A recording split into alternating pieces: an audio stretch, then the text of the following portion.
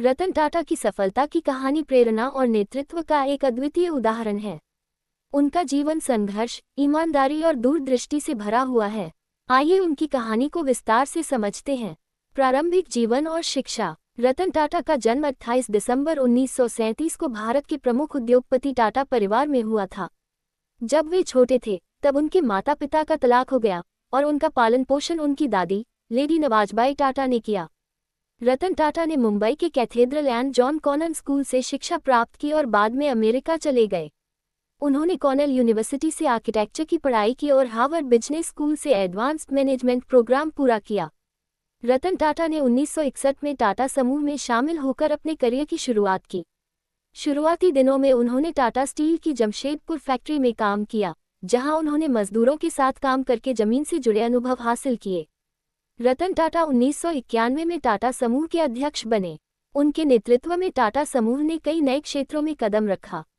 उन्होंने Tata Motors, Tata steel, Tata consultancy services (TCS) और Tata power जैसी कंपनियों को नई ऊंचाइयों तक पहुंचाया। उन्होंने टाटा इंडिका, भारत की पहली स्वदेशी कार, और टाटा नैनो, दुनिया की सबसे सस्ती कार, जैसी महत्वाकांक्षी परियोजनाओं का नेतृत्व किया।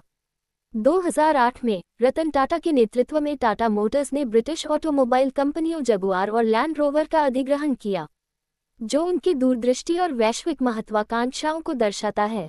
रतन टाटा ने कई बड़े और चुनौतीपूर्ण निर्णय लिए, जिनमें कई विदेशी अधिग्रहण भी शामिल हैं। उन्होंने 2007 में टाटा स्टील के जरिए ब्रिटिश स्टील कंपनी कोरस का अधिग्रहण किया, जो उस समय भारतीय इतिहास का सबसे बड़ा अधिग्रहण था।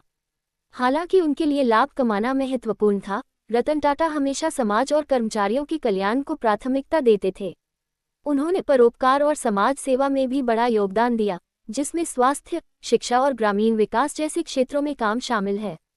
रिटायरमेंट और परोपकार। 2012 में रतन टाटा ने टाटा समूह के अध्यक्ष पद से सेवानिवृत्ति ले ली, लेकिन वे अब भी समूह के मानद अध्यक्ष बने हुए हैं।